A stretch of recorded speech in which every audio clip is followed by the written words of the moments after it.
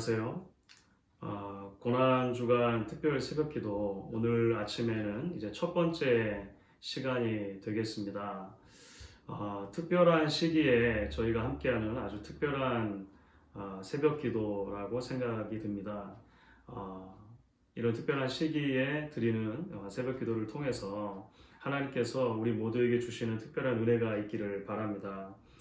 어, 매일 저녁에 다음날 새벽 특별 기도의 안내와 또 메시지 링크를 제가 여러분들께 보내드리도록 하겠습니다. 가능하면 각 가정에서 오전 6시에 여러분들이 함께 동참해 주실 수 있기를 바라고요. 또 자녀들도 다 같이 함께 할 수 있으면 좋겠습니다. 만약에 그것이 힘들다면 여러분들께서 자유롭게 정하시는 시간에 하루 중에 꼭 같이 동참해 주실 수 있으면 좋겠습니다. 주일 설교 하는 방식하고는 조금 다르게 새벽 기도이기 때문에 새벽 기도 순서에 따라서 제가 말씀을 좀 드리려고 하고요. 그리고 중간중간 제가 여러분들께 지금은 잠시 비디오를 멈추고 찬양하겠습니다. 또는 기도하겠습니다. 이런 요청을 드리게 될 것입니다. 가능하면 그런 요청에 따라서 여러분들 함께 기도를 하시고 또 찬양하시고 말씀을 듣는 시간을 가지시면 좋겠고요. 그런 시간을 통해서 하나님이 주시는 은혜를 같이 기대할 수 있으면 좋겠습니다. 오늘 아침에는 여러분 찬송가 144장을 같이 찬양하시면서 시작하려고 합니다. 여러분 잠시 비디오를 멈추시고 찬송가 144장 같이 한번 찬양하신 뒤에 계속 이어서 비디오를 플레이 해주시면 되겠습니다. 먼저 같이 찬양하겠습니다. 자, 이제 기도하도록 하겠습니다. 제가 기도하겠습니다. 하나님, 특별한 시기를 지나며 올해도 우리가 고난주간을 맞게 하신 것을 감사합니다. 하나님의 은혜를 소망하며 우리가 각 가정에서 고난주간 특별 새벽기도를 드립니다. 이 시간 하나님께서 이 아침 우리의 마음과 생각을 주장해 주시고 온전히 하나님을 향하여 집중하며 하나님의 말씀을 들으며 또한 기도의 제목을 붙들고 기도할 수 있는 시간이 되게 하여 주시옵소서. 하나님의 풍성한 은혜를 구하며 예수님의 이름으로 기도했습니다. 아멘. 오늘 저희가 함께 나눌 말씀은 마태복음 21장의 말씀입니다. 제가 주일 설교에도 말씀드린 것처럼 이번 고난주간 동안에 날마다 솟는 샘물 큐티즘을 따라서 예수님의 마지막 한 주간의 생애를 함께 묵상해 보기 원하는데요. 오늘은 이제 그 첫 번째 시간입니다. 마태복음 21장의 본문이 되겠습니다. 마태복음 21장 1절부터 11절까지 본문의 말씀입니다. 찾으시면 우리 교독해서 읽도록 하겠습니다. 마태복음 21장 1절부터 11절까지 교독해서 읽고 마지막 11절은 함께 읽도록 하겠습니다. 제가 먼저 읽겠습니다. 그들이 예루살렘에 가까이 가서 감람산 벳바게에 이르렀을 때에 예수께서 두 제자를 보내시며 이르시되 너희는 맞은편 마을로 가라. 그리하면 곧 메인 나귀와 나귀 새끼가 함께 있는 것을 보리니 풀어 내게로 끌고 오라. 만일 누가 무슨 말을 하거든 주가 쓰시겠다 하라. 그리하면 즉시 보내리라 하시니 이는 선지자를 통하여 하신 말씀을 이루려 하심이라. 일러스되 시온 딸에게 이르기를 내 왕이 내게 임하나니 그는 겸손하여 나귀 곧 멍에 매는 짐승의 새끼를 탔도다 하라 하였느니라. 제자들이 가서 예수께서 명하신 대로 하여 나귀와 나귀 새끼를 끌고 와서 자기들의 겉옷을 그 위에 얹음에 예수께서 그 위에 타시니 무리의 대다수는 그들의 겉옷을 길에 펴고 다른 이들은 나뭇가지를 베어 길에 펴고 앞서서 가고 뒤에서 따르는 무리가 소리 높여 이르되 호산나 다윗의 자손이여 찬송하리로다. 주의 이름으로 오시는 이여 가장 높은 곳에서 호산나 하더라. 예수께서 예루살렘에 들어가시니 온 성이 소동하여 이르되 이는 누구냐 하거늘. 같이 읽습니다. 무리가 이르되 갈릴리 나사렛에서 나온 선지자 예수라 하니라. 아멘.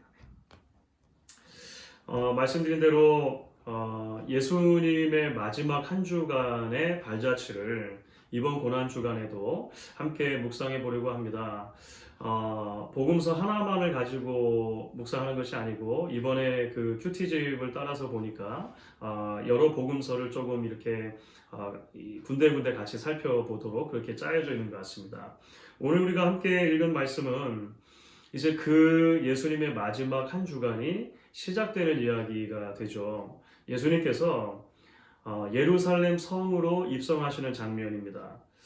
그리고 그 예수님께서 성으로 입성하실 때 군중들이 예수님을 기다렸던 메시아라고 인정을 하고 칭송하고 찬송하는 모습이 오늘 말씀 가운데 이제 소개가 되어져 있죠. 사실 우리에게는 대단히 익숙한 장면입니다. 이 장면 때문에 소위 종려주일이라고 하는 기독교의 절기가 나오기도 했죠.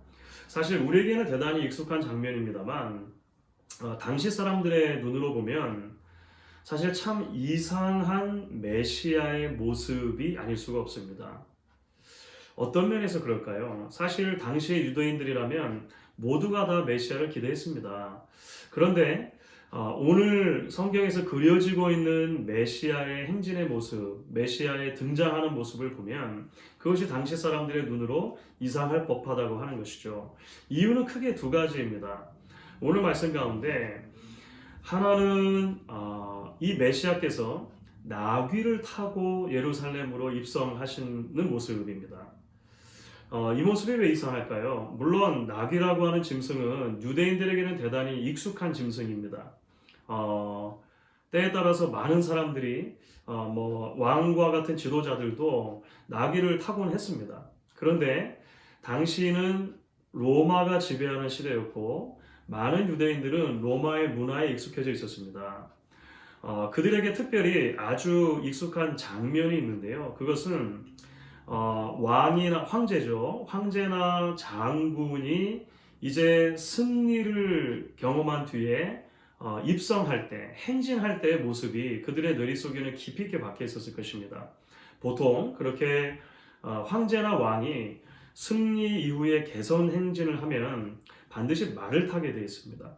그러니까 말이라고 하는 짐승은 당시에 그런 왕에게 어울리는 또는 리더에게 어울리는 또는 승리의 행진에 어울리는 그런 짐승이라고 할 수 있는 것이죠. 그런데 예수님께서는 나귀를 타신 것입니다.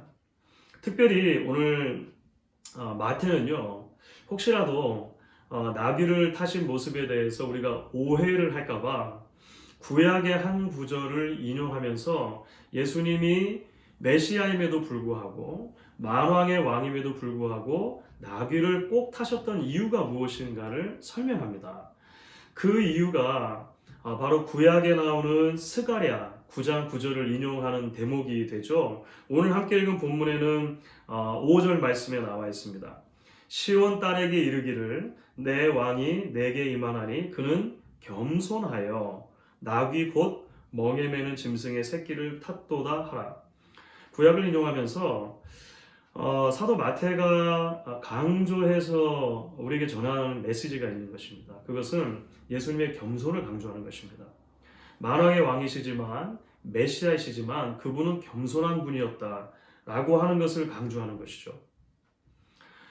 이 메시아의 겸손함이 오늘 말씀에는 또 다른 방식으로 강조가 됩니다. 그것이 바로 예수님께서 메시아로 입성하셨을 때 다른 사람들의 눈에는 조금 이상해 보일 법한 이유가 되는 두 번째 이유가 되는 것인데요. 그것은 바로 이 메시아가 출신지가 갈릴리 지역의 나사렛이었다라고 오늘 말씀에 밝히는 것입니다.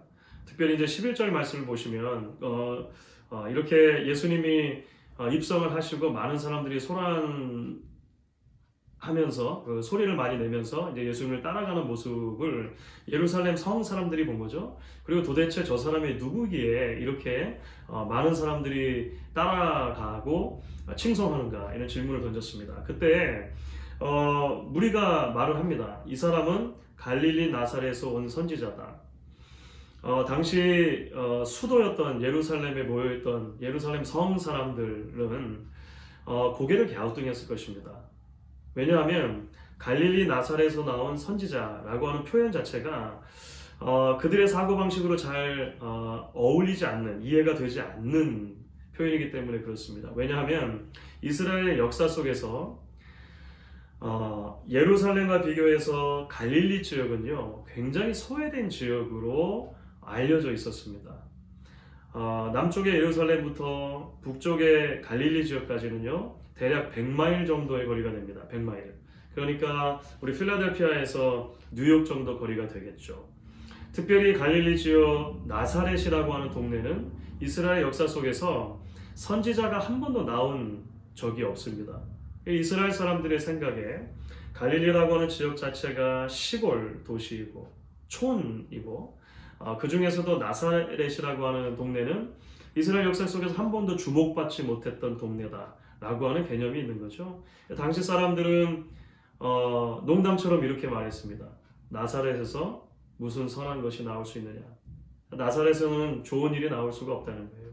예수님은 그 나사렛 출신으로 나귀를 타고 예루살렘에 입성하시는 모습, 만왕의 왕께서 자기 자신을 한껏 낮추신 모습으로 오늘 말씀 가운데 구원자이고 메시아인 예수님이 소개되고 있다는 것입니다. 오늘 예수님의 이 예루살렘 입성 이야기는 십자가의 가장 기본적인 정신이 무엇인가를 우리에게 잘 드러내 줍니다. 십자가의 가장 기본적인 정신은 만왕의 왕이신 주님께서 가장 낮은 자리에 임하심으로 죄인들을 구원하신다라고 하는 메시지입니다. 역설의 메시지죠. 결국 그래서 구원받은 백성으로 우리가 살아간다고 했을 때 제자도의 핵심은 복음서에서는 우리에게 반복적으로 이렇게 주어집니다. 자기의 십자가를 지고, 자기를 부인하고 자기 십자가를 지고 날마다 주님을 따르는 것이라고 이야기를 하죠. 겸손히 십자가를 지신 예수님을 따라서 우리도 그렇게 겸손하게 자신에게 주어진 십자가를 지고 예수님을 닮아가는 삶으로 우리를 부른다는 것입니다. 이번 코로나 사태를 통해서 많은 사람들이 많은 이제 의견들을 제시하고 글들을, 뉴스들을 올리게 되는 것 같습니다. 그 중에서 여러 그 뉴스들을 또는 그 메시지를 제가 확인을 했는데요. 그것은 뭐냐면 이 코로나 사태를 당하고 나니까 그동안 우리 인류가, 우리 인간이 얼마나 교만하게 살아왔는가라고 하는 것을 깨닫게 된다라고 하는 메시지예요. 그런 공통점이 좀 있는 것 같습니다. 특별히 그런 뉴스 들으셨죠? 코로나 사태로 인해서 이동이 제한되고 많은 사람들이 집에 머물고 특히 자동차도 적게 다니고 공장도 풀로 가동되지 못하고 이런 상황이 지속되다 보니까 물론 경기는 침체되고 어렵지만 온 지구의 공기가 맑아졌다는 것입니다. 곳곳에서 위성사진을 찍은 모습을 비교해서 보여주지 않습니까? 코로나 전과 지금 이제 한참 진행되고 있는 상황을 보면 지구 전체적으로는 사실은 어떤 면에서 건강해지고 있다는 것이죠. 공기가 맑아지고 있고 생태계가 회복되고 있다, 이런 이야기를 듣게 됩니다. 그동안 사람이 하나님이 주신 창조 세계를 얼마나 함부로 대하고 또 파괴해 왔는가라고 하는 것을 단적으로 보여주는 예라고 할 수 있겠죠. 그런데 여러분, 비단 우리가 자연을 대하는 태도만 그랬습니까? 물론 그것도 우리가 회개해야 될 것입니다. 동시에 여러분, 우리가 하나님을 대함에 있어서, 우리가 주의 몸된 교회를 대함에 있어서, 우리 예배를 대함에 있어서 교만하지 않았었냐라고 하는 것이죠. 우리가 사람을 대함에 있어서, 우리가 관계를 대함에 있어서 교만하지 않았었는가라고 하는 것, 우리의 인생을 대함에 있어서, 우리의 직장과 우리의 사업터를 대함에 있어서, 하나님이 주신 삶을 대함에 있어서 우리가 혹시 교만하진 않았었는가라고 하는 것입니다. 이번 고난주간 우리가 특별한 고난주간으로 보낸다고 말씀을 드렸습니다.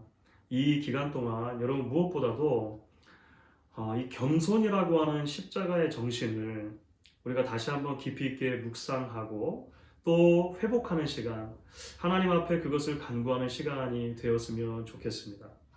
특별히 오늘 하루 여러분 이 말씀을 붙들고 하나님 앞에서 겸손을 향해 나아가는 여러분들 되실 수 있기를 주의 이름으로 간절히 축원합니다. 자, 이제 여러분 우리가 잠시 비디오를 멈추시고 찬양 한 장 하려고 합니다. 찬송가 94장을 여러분 하시면 좋겠는데요. 찬송가 94장 주 예수보다 더 귀한 것 없네.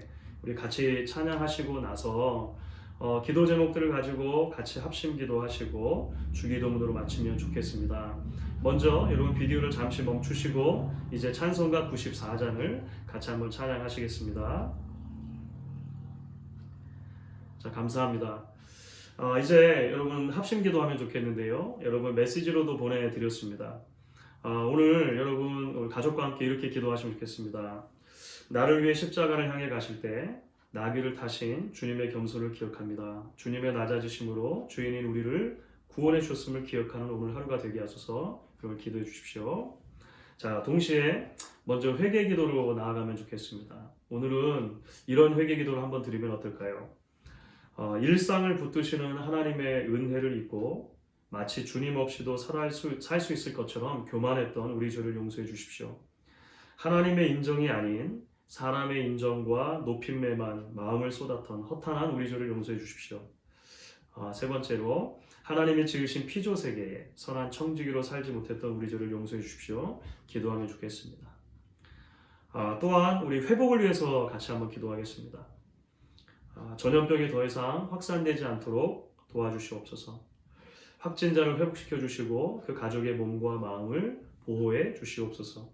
수고하는 의료진과 연구진들에게 힘과 능력과 지혜를 더해 주시옵소서. 성도들의 사업터를 지키시고 경제적인 어려움이 믿음 안에 극복되게 해 주옵소서. 속히 온 교회가 함께 모여 예배할 수 있는 날을 허락해 주옵소서. 여러분 이 시간 잠시 이런 기도 제목들로 같이 기도하시고 기도하신 이후에 주기도문으로 마칠 수 있으면 좋겠습니다.